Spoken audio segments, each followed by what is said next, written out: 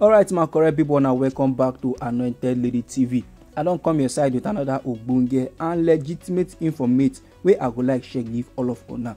The koko be say Muhammadu Sanusi II he don send strong message to Ganduje and others after him reinstatement as Emir of Kanu. Yes, so they don reinstate Sanusi Muhammadu as Emir of Kanu after he received a letter of appointment from Governor RI0US, and this one happened on Friday. The Kanu State Governor RI0US him present am with him letter of appointment for the state government house for inside Kanu on Friday, wey be the 24th of March 2024. And in reinstatement dey come 4 years after the immediate past governor of the state, wey be Abdullahi Ganduje, bin remove am. Now for inside this occasion, traditional rulers, so both kingmakers, so plus other top dignitaries, they bin attend the event wey happen barely 1 day after Governor Yusuf signed the Kanu State Emirates Repeal Bill 2024 into law. Now my correct person, you know say Muhammadu Sanusi reinstatement as Emir of Kanu Emirates, it dey happen despite one court ruling wey dey stop am. On Thursday, one federal high court for inside Kanu bin don issue one order to stop Kanu state government from reinstating Emir Muhammadu Sanusi II. The court can also pause the implementation of the new law wey cancel the 4 emirates of Bichi, Gaya, Karaye and Rano. Justice Mohammed Laman in con order say make all the parties wey dey involved maintain status quo pending the determination of one suit wey the Sakin Dawaki Baba, Aminu Baba Dan and Gudi bin file. Now in this particular suit, e dey challenge the recent action of the Kanu state government, but last the Emir of Kanu con go lead the Friday prayer for inside the state government house mosque, and no do am for inside the Southgate mosque wey dey been planned before. Na there the Emir wey be Sanusi Lamido Sanusi the 16th he con thank God for him role to bring back in position as Emir of Kanu, and he con dey yarn say the time wey dem bin divide the Emirates into 5, it be like when dem bin divide the unity of Kanu state people. Muhammad Sanusi II con dey yarn say if to say Governor Abba no bring him and the Emirates back into one, say the future rotation of Kanu emirs if for don scatter.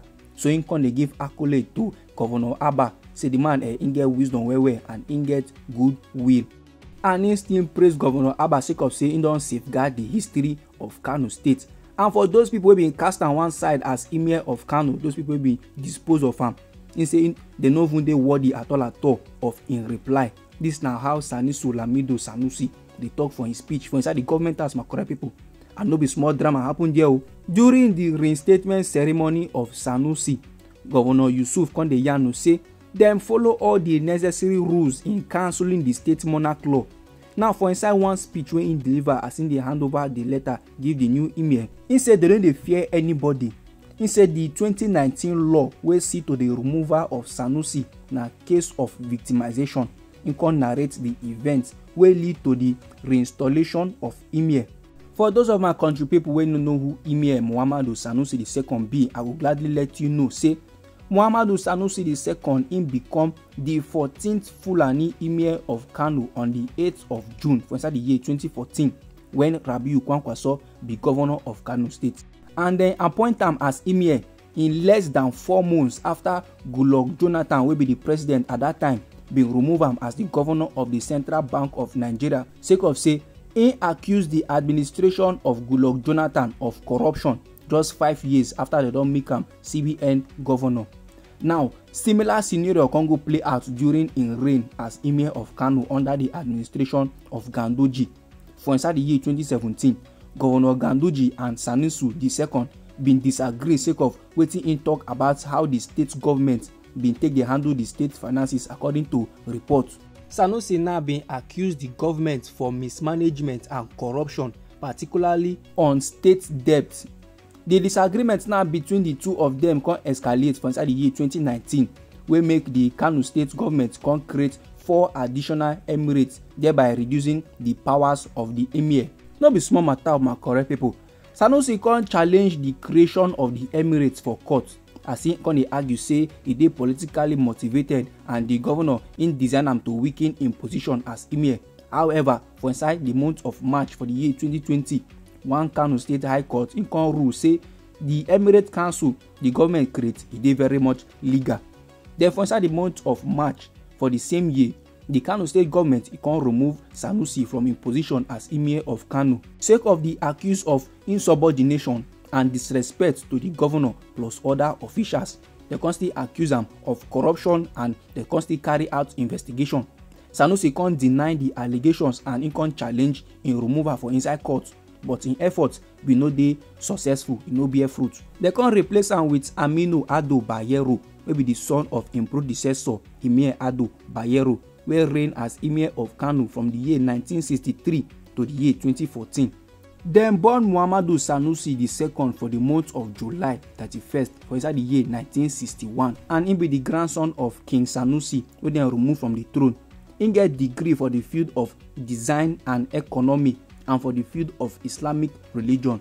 They appoint him as governor of Central Bank of Nigeria for inside the month of June for inside the year 2009. So that my correct people, na the small info wey as make I just summary you concerning the Emir of Kanu wey be Muhammadu Sanusi II. Now 4 years after the former Kanu state governor wey be Abdullahi Ganduje be remove Muhammadu Sanusi Lamido II as the Emir of Kanu, the current governor wey be Abba Yusuf, he don reinstate am back to the throne, and this dey happen after Governor Abba Yusuf he signed the Kanu State Emirate Council Repeal Bill 2024 into law.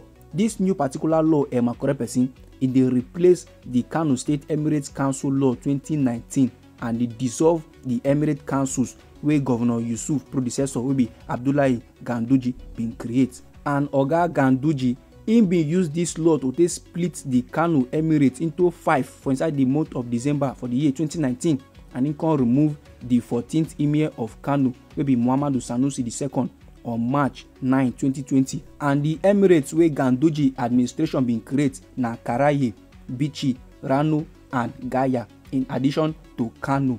And you see this particular decision, my correct person, it generate plenty controversy. So many gbasgbos come dey arise that time, and Governor Yusuf wey reverse and come dey yarn say the old law it be scatter over 1,000-year-old law of the Kanu State Emirates. And as I'm talking to you right now, my correct people, based on this new law, the governor he can give the emirs wey rule the dissolved Emirates 48 hours to vacate their palace, sake of say from the moment wey he sign the new law, the old one don become null and void. No be small matter, my correct people. This na the info wey I bring come for you wey dey concern the Emir of Kanu wey be Muhammadu Sanusi II. Any heighten bill for body, feel free make you drop am inside our comment section. You know say this na Anointed Lady TV, wey dey like give you only ogbonge and legitimate news on the things and things wey dey happen for inside we country Nigeria. So if you never subscribe to this channel, make you try go subscribe and make you turn on the notification bell, so that as we dey bring the news dey come, na you go first get the update and you go get am sharp.